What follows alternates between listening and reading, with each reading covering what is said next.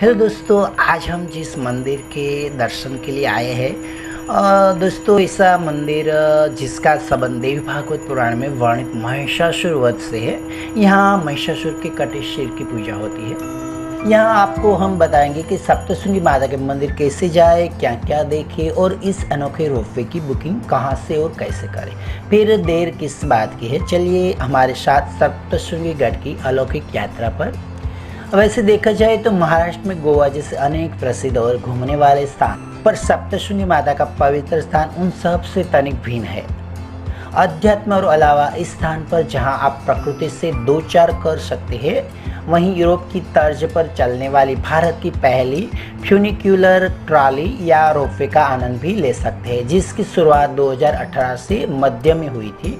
दोस्तों, सप्तशृंगी में पहले माता के दरबार में जाने के लिए 510 सीढ़ियाँ चढ़नी पड़ती थी, पर अब मंदिर पर जाने के लिए आसान हो गया है। ऐसा इसलिए क्योंकि अब सप्तशृंगी में भारत के पहले फ्यूनिक्यूलर रोपवे की शुरुआत हो चुकी है। जैसे ही आप पहाड़ी चढ़ने के बाद मंदिर क्षेत्र में प्रवेश करेंगे, बस आपकी बाएं ओर ही रोपवे कॉम्प्लेक्स है और आपको वहीं जाना है। सप्तशृंगी में आने के बाद आपको किसी भी चीज़ की चिंता करने की आवश्यकता नहीं है, क्योंकि सभी सुविधाएं भीतर ही मौजूद है।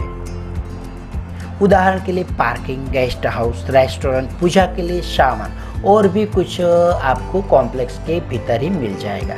काउंटर पर टिकट लेने के बाद आप सीधे अंदर जाए, आप पाएंगे कि भीतर एक संसार है जहाँ जरूरत का सब कुछ मिलता है। इस स्थान पर साफ सफाई और पूरी व्यवस्था चाक चौबंद है। रोपवे के लिए ऑनलाइन व्यवस्था हाल ही में शुरू की गई है और इसके अलावा आप यहाँ आकर भी टिकट ले सकते हैं। कॉम्प्लेक्स में प्रवेश एक स्मार्ट कार्ड से माध्यम से होता है। हमें जो भी टिकट मिलता है वह आपसी का होता है और आप ऊपर जितना चाहे उतना समय व्यतीत कर सकते हैं। ट्रॉली में एक समय लगभग 60 लोग बैठ सकते हैं और मंदिर तक जाने के लिए यहाँ 5 से 15 मिनट पर उपलब्ध रहती है। अगर आपके पास समय की कमी है तब आप माता के दर्शन के बाद ही वापस जा सकते हैं, पर यहाँ ध्यान रखें कि सप्तशृंगी में और भी कई स्थान ऐसे हैं जिन्हें आप जरूर देखना चाहेंगे। दोस्तों, यदि आप नासिक की यात्रा पर है तब आपको सप्तशृंगी माता का शक्तिपीठ बिल्कुल भी मिस नहीं करना चाहिए। सप्तशृंगी देवी का मंदिर इस क्षेत्र में बहुत ही प्रसिद्ध है, पर इस स्थान के बारे में बहुत ही कम जानकारी उपलब्ध है।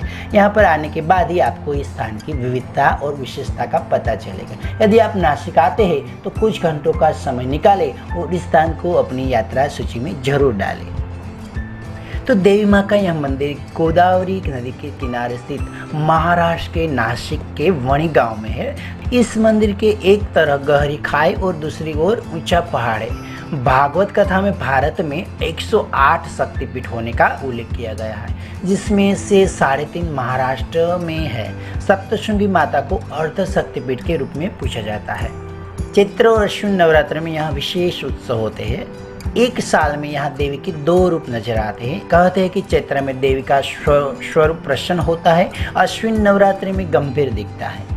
इस पर्वत पर पानी के 108 कुंड जो इस स्थान की सुंदरता को कई गुना बढ़ा देते हैं। यही मंदिर छोटे बड़े 7 पर्वतों से घिरा हुआ है, इसलिए यहाँ की देवी को सप्तशृंगी यानी 7 पर्वतों की देवी कहा जाता है। मान्यता है कि 7 पर्वत अपनी प्राकृतिक सुंदरता से देवी माँ का श्रृंगार करते हैं, इसलिए इस मंदिर का नाम सप्तशृंगी पड़ा।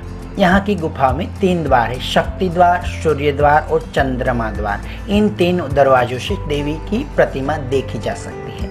दोस्तों, पौराणिक कथानुसार महिषासुर राक्षस से विनाश के लिए सभी देवी देवताओं ने माँ की आराधना की थी। तभी देवी माँ सप्तशृंगी अवतार में प्रकट हुई और इसी जगह पर उन्होंने महिषासुर के युद्ध करते हुए उसका वध किया था। सप्तशृंगी मंदिर में स्थापित देवी की मूर्ति 18 हाथ है, जिनमें उन्होंने अलग अलग अस्त्र शस्त्र पकड़े हुए हैं। देवी का 18 भुजाओं के बारे में कहा जाता है कि सभी देवताओं ने महिषासुर राक्षस से लड़ने के लिए उन्हें अपने शस्त्र प्रदान दिए थे। दोस्तों, माँ के मिलने की कथा भी एक रोचक है। कहा जाता है कि किसी भक्त को मधुमक्खी का छत्ता तोड़ने समय उसे यहीं देवी की मूर्ति दिखाई दी थी। पुराणों में भी यह वर्णन मिलता है कि महिषासुर राक्षस के विनाश के लिए देवी देवताओं ने माँ की आराधना की, जिसके बाद देवी यहाँ सप्तशृंगी रूप में प्रकट हुई थी। देवी का यह महाकाली, महालक्ष्मी और महासरस्वती के त्रिगुण रूप में आराधना की जाती है। दोस्तों, सप्तशृंगी मंदिर के बारे में कहा जाता है कि यहाँ देवी की गोद भराई से होती है संतान प्राप्ति। दोस्तों, यहाँ पहुँचने के लिए, सप्तशृंगी देवी के दर्शन हेतु जाने के लिए सबसे नज़दीक मुंबई या पुणे का विमानस्थल है। यहाँ से बस या निजी वाहन से नासिक पहुँचा जा सकता है। रेल मार्ग से सभी मुख्य शहरों से नासिक के लिए आसानी से रेल उपलब्ध है। सप्तशृंगी पर्वत नासिक से 65 किमी की दूरी पर स्थित है, जहां पहुंचने के लिए महाराष्ट्र परिवहन निगम के साथ निजी वाहन भी आसानी से उपलब्ध है। 18 भुजाओं वाली सप्तशृंगी माता का यह मंदिर सदियों पुराना है और इसके आसपास के जंगलों, दंडकारण्य का उल्लेख रामायण में भी आता है। सप्तशृंगी देवी की प्रतिमा सिंदूरी है और उनका अलंकरण पारंपरिक साड़ी और गहनों में ही होता है। प्रत्येक पूर्णिमा, रामनवमी, दशहरे, गुड़ी पर्व, गोकुलाष्टमी और नवरात्रि के दौरान अतिशय भीड़भाड़ रहती है। दोस्तों, चैत्रोत्सव यहाँ का सबसे बड़ा त्योहार माना जाता है और इस समय भक्त संपूर्ण पहाड़ी की प्रदक्षिणा करते हैं। आम दिनों में सप्तशृंगी माता का दरबार सुबह 6 बजे से लेकर रात के 8 बजे तक खुला रहता है, पर विशिष्ट पर्वों पर यहाँ पूरी रात भी दर्शन होते हैं। दोस्तों, सप्तशृंगी में रुकने के लिए नासिक और नज़दीकी वणी में क्षेत्र में कई होटल और धर्मशालाएं और गेस्ट हाउस है। सप्तशृंगी माता के मंदिर के निकट ही एक फ्यूनिक्यूलर रोपवे कॉम्प्लेक्स में भी होटल बुक कर सकते हैं। किराया 500 से 2500 रुपये तक की होता है। श्री सप्तशृंगी निवासिनी देवी ट्रस्ट की धर्मशाला और भक्त निवास में किराया 200 से 1200 रुपये मंदिर के पास ही स्थित है, जहाँ ठहरा जा सकता है।